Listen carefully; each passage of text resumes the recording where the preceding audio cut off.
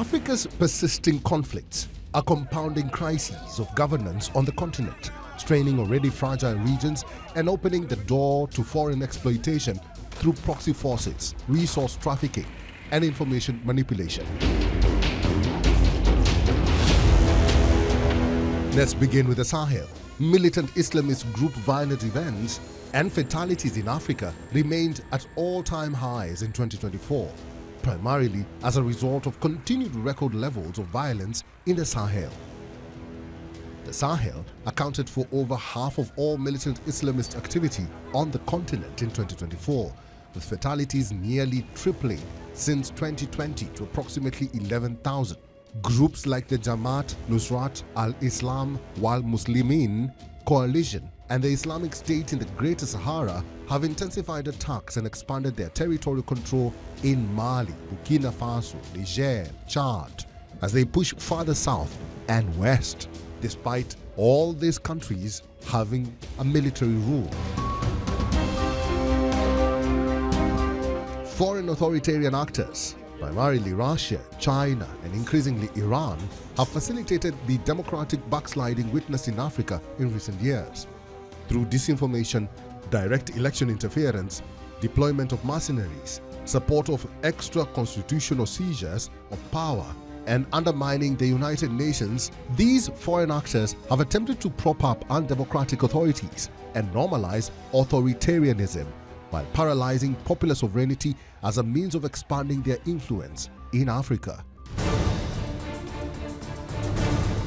From the Sahel, let's move on north. The conflict between Sudan's military factions has made the country the largest displacement crisis in the world.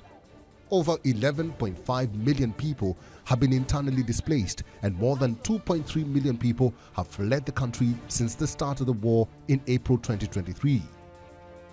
Food shortages, including famine, are estimated to be killing hundreds of people a day, and an additional 3 million people are facing acute food insecurity in 2024. Sudan's implosion has reverberated throughout the fragile region, compounding neighboring states' own conflicts and political instability. The internal conflicts in Libya, Chad, Central African Republic, South Sudan, and Ethiopia are now further complicated by Sudan's instability. From the north, let's move to the center of the continent. The Congo Basin rainforests represent roughly 70% of Africa's forest cover and are the world's most important terrestrial carbon sink. The Congo Basin is also integral to the water cycles supporting the Nile River Basin and West Africa.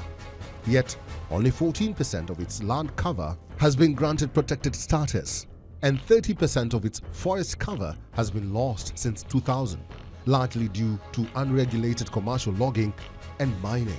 Currently, the forests are shrinking by 1 to 5% a year.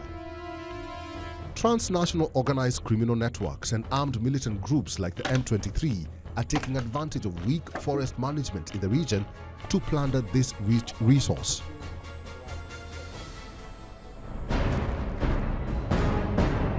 In East Africa, Kenya dominated the headlines following President William Ruto's proposal to increase taxes. Days of protests culminated in unrest and activist movements that reverberated across the world, with the youth demanding President William Ruto's resignation. Sparked by economic grievances and lingering discontent over scrapped tax hikes, the protests turned violent, claiming lives and causing numerous injuries. Demonstrators in cities across the East African nation called for systemic changes to address corruption and poor governance. And finally, the protests in Mozambique have had a negative impact on the country's tourism. While some travelers have postponed their trips, others have cancelled altogether.